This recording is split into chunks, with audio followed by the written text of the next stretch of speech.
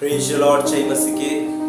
आप सब कैसे हैं? मैं उम्मीद करता हूँ कि आप सब अच्छे होंगे और परमेश्वर की उपस्थिति में होंगे। हालेलुया, हालेलुया, प्रभु की स्तुति हो। सो आइए आज एक बार फिर से परमेश्वर ने हमें मौका दिया है कि हम परमेश्वर का वचन से कुछ बातों को सीखें जो प्रत्येक दिन हमारे जीवन में लागू करने की बातें हैं। सो आइए हम लोग परमेश्वर का वचन से आज याकूब की पत्री उसका 3 अध्याय उसका 1 पद से लेकर हम लोग 11 पद तक देखेंगे। और आज का जो टॉपिक, जो आज का जो विषय है कि अपने जीभ में कैसे हम लगाम लगाएंगे, अपना जीभ को जो है कैसे अपने नियंत्रण में करेंगे। हालेलुया, प्रभु की स्तुति हो। स्वयं हम लोग परमेश्वर का वचन को पढ़ेंगे। यहाँ पे बोलता है, हे मेरे भाइयों, तुम ऐसे बहुत उपदेशक ना बने, क्योंकि जानते हो कि हम उपदेशक और भी दोषी ठहरेंगे। हालेलुया, हालेलुया, मेरे परमेश्वर के लोग वचन बतलाती है कि तुम ऐसे बहुत से उपदेशक ना बनो, क्योंकि हम जानते हैं कि पहले उपदेशक लोग भी और दोषी ठहरेंगे। क्यों दोषी ठहरेंगे? आगे हम वचन को पढ़ते हैं। इसलिए कि हम सब बहुत बार चूक जाते हैं। जो कोई वचन में नहीं चूकता वही तो सिद्ध मनुष्य और सारी देह पर भी लगाम लगा सकता है। हालेलुया, हालेलुया, मेरे परमेश्वर के लोगों, वचन बतलाती है इसलिए हम दोषी ठहरेंगे क्योंकि हम बोलने में कई बार चूक जाते हैं। Hallelujah, hallelujah, hallelujah. और वचन बतलाती है कि जो कोई चूकता नहीं है वही सिद्ध मनुष्य है। जो कोई बोलने में चूकता नहीं है वही सिद्ध मनुष्य है। हालेलुया, प्रभु की स्तुति हो। और वचन फिर यहाँ इस प्रकार से बतलाती है, जब हम अपने वश में करने के लिए घोड़ों के मुंह में लगाम लगाते हैं तो हम उनकी सारी देह को भी घुमा सकते हैं। हालेलुया, बोलता है कि हम अपने वश में करने के लिए, अपने वश में करने के लिए हम घोड़ों को भी क्या करते हैं? लगाम लगाते हैं। क्यों? इसलिए लगाम लगाते हैं ताकि हम अपने वश में हम जिधर चाहे उसको घुमा सकते हैं। अगर लगाम लगाया हुआ नहीं रहेगा तो क्या हम घुमा पाएंगे? कभी नहीं घुमा पाएंगे। वो घोड़ा अपना मर्जी से वो दौड़ता चला जाएगा। लेकिन वचन बतलाती है कि जब उसका मुंह में जो लगाम जो होता है, जो लगाया जाता है, अगर हम लगाम लगाएंगे और लगाम हमारा हाथ में रहेगा तो हम जिधर चाहेंगे उधर घुमाएंगे और घोड़ा उधर ही चलेगा। लेकिन अगर लगाम नहीं रहेगा तो गलत राह में भी जा सकता है। सो इसलिए हमें लगाम की जरूरत है। वचन बतलाती है, यहाँ पे इस प्रकार से बतलाती है, देखो जहाज भी यद्यपि ऐसे बड़े होते हैं और प्रचंड वायु से चलाए जाते हैं तो भी एक छोटी सी पतवार के द्वारा मांझी की इच्छा के अनुसार घुमाए जाते हैं। हालेलुया, जहाज बहुत बड़ी होती है। ये उदाहरण के तौर पर यहाँ पे बताया जा रहा है। याकूब इस बातों को वर्णन कर रहा है, इसको जो है अच्छा से जो है व्याख्या करके ये बताना चाह रहा है याकूब कि किस प्रकार से लगाम लगाया जाता है अपने जीवन में। हालेलुया, प्रभु की स्तुति हो। मेरे परमेश्वर के लोगों, यहाँ पे एक जो जहाज जो होता है उसको भी एक पतवार की जरूरत होती है ना? छोटी सी पतवार, ज्यादा बड़ी नहीं होती है।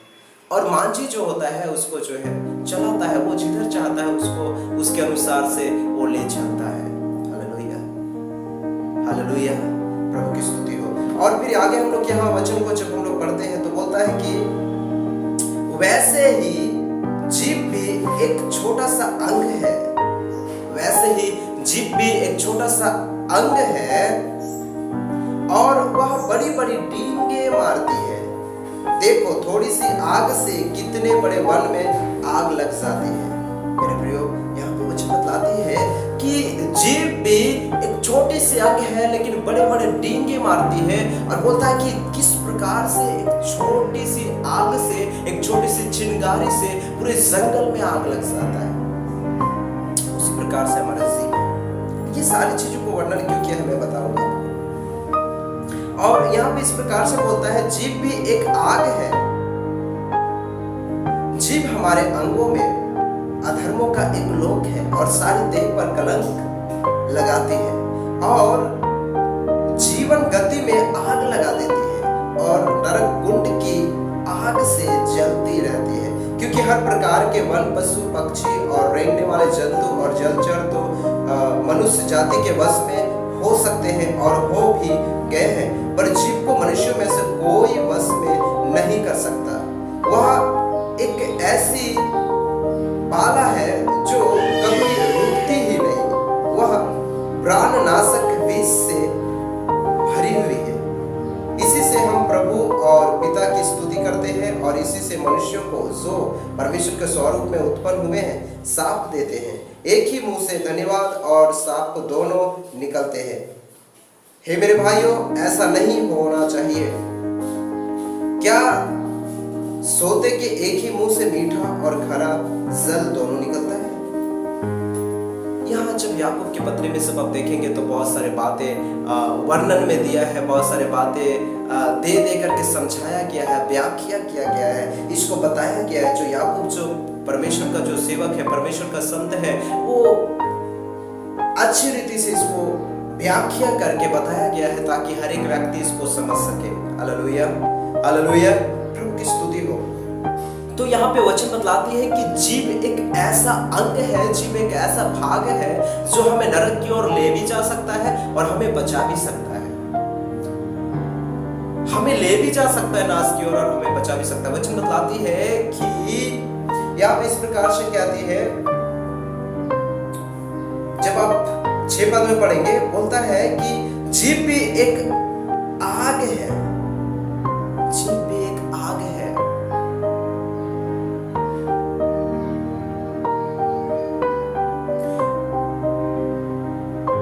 जीव हमारे अंगों में अधर्म का एक लोक है। और वचन बताते हैं कि जीव हमारे अंगों में अधर्म का एक लोक है। अगर ये जीव, अगर ये शरीर परमेश्वर की उपस्थिति में नहीं चले, मेरे प्रियो, ये जीव को नियंत्रण करने के लिए एक ही उपाय है, वह है परमेश्वर की उपस्थिति हमारे जीवन में होना। जब परमेश्वर की उपस्थिति हमारे जीवन में होता है, जब परमेश्वर की उपस्थिति आपके जीवन में होता है, तो आप पूरे जीव के, पूरे शरीर को आप कंट्रोल कर सकते हैं। हालेलुया। सब परमेश्वर की उपस्थिति हमारे जीवन में होता है तो हम पूरे शरीर को भी कंट्रोल कर सकते हैं। लेकिन अगर परमेश्वर की उपस्थिति नहीं है तो जीव के अपना मन को भी हम कंट्रोल नहीं कर पाएंगे। और जिस प्रकार से यहाँ पे जब हम बातें कर रहे हैं कि एक लगाम के विषय में, एक लगाम लगाया जाता है घोड़ा को, चाहे जहाज के लिए पतवार चाहिए, और फिर बोलता है कि बहुत सारे उपदेशक ना बने। वो इसलिए ये सारे बातें बोलता है क्योंकि ये जीव ऐसा चीज है जो कि सबको इसको अपने नियंत्रण में नहीं ले सकता, अपने वश में नहीं ले सकता है। केवल वही लोग इसको अपने वश में ले सकते हैं जो लोग परमेश्वर की उपस्थिति में चलता है। और वचन बतलाती है कि वही तो सिद्ध मनुष्य है, वही है जो है वो सिद्ध मनुष्य है, वही सिद्ध मनुष्य है जो चुकता नहीं है। हालेलुया, प्रभु की स्तुति हो। सो मेरे प्रियो, अगर आप चाहते हैं कि हम परमेश्वर की उपस्थिति में बढ़े, या बुराई से हम बचे रहे, या फिर झगड़ा लड़ाई की बातों से बचे रहे, या निंदा की बातों से हम बचे रहे, मेरे प्रियो, आप अपने जीव को अपने नियंत्रण में परमेश्वर से करने के लिए बोले। एक परमेश्वर ही है जो कि आपका जीव को वो आपके वश में कर देगा, आपके नियंत्रण में कर देगा। हालेलुया, हालेलुया, हालेलुया, प्रभु की स्तुति हो।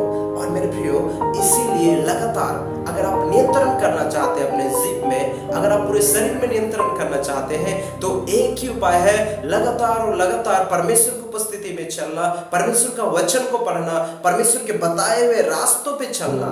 और रात दिन जिस प्रकार वचन बतलाती है कि लेटते उठते बैठते चलते समय परमेश्वर का वचन को मनन करना, मनन चिंतन करना, सोचते ही रहना।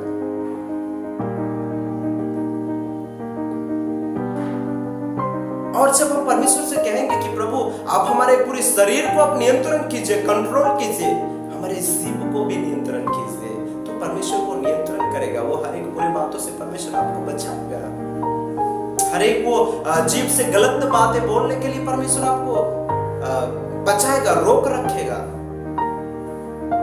तभी वो रोक रखेगा जब आप और हम परमेश्वर की उपस्थिति में चलेंगे, जब आप परमेश्वर के हुजूरी में चलेंगे, जब आप परमेश्वर के सम्मुख में चलेंगे मेरे प्रियो। और इसीलिए रात दिन परमेश्वर की उपस्थिति में चले।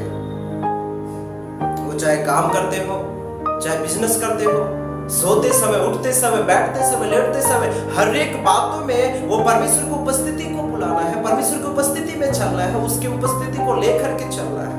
Hallelujah, hallelujah, hallelujah. सो मेरे प्रियो, आप जान सकते हैं कि जीव जो है वो कितना खतरनाक है, और जीव ही से वो उलट फेर की बातें निकलती है जो हमें परमेश्वर से दूर ले जाती है।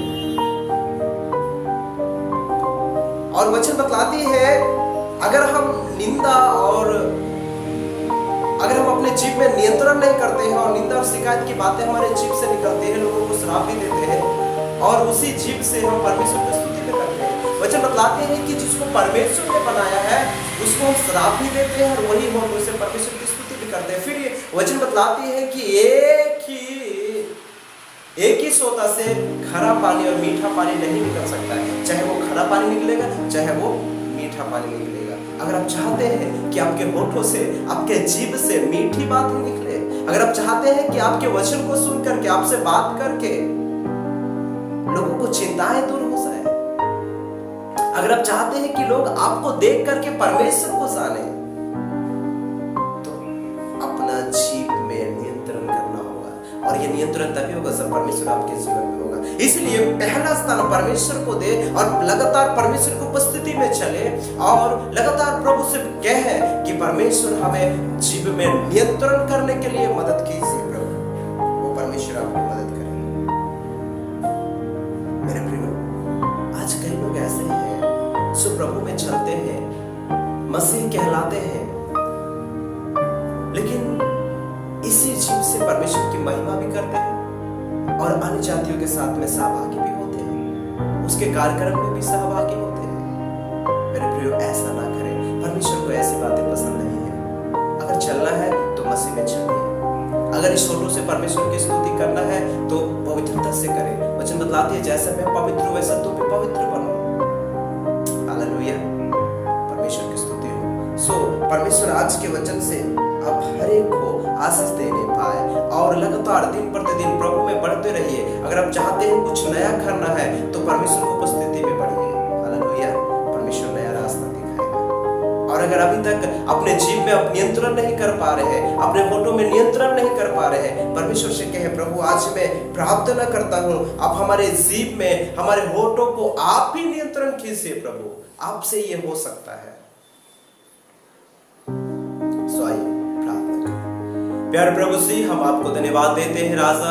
मैं आपके पास आता हूँ प्रभु और मैं प्रार्थना करता हूँ आज जितने भी लोग आपके वचन को सुन रहे हैं और जितने भी लोग प्रभु जी देख रहे हैं और जितने भी लोग प्रभु अपने अंदर अपने जीवन में नियंत्रण नहीं कर पा रहे हैं, उन हर एक को प्यारे प्रभु आप नियंत्रण करने के लिए ताकत दीजिए प्रभु, सामर्थ्य दीजिए प्रभु, आप बल दीजिए ताकि वो हर एक बुरे बातों से वो बचने पाए, अपने जीव को प्रभु हर एक बुरे बातों से बोलने के लिए वो बचा ले पाए राजा, और ये होठ और जीव आपकी महिमा के लिए वो इस्तेमाल करने पाए। ऐसा होने दीजिए राजा।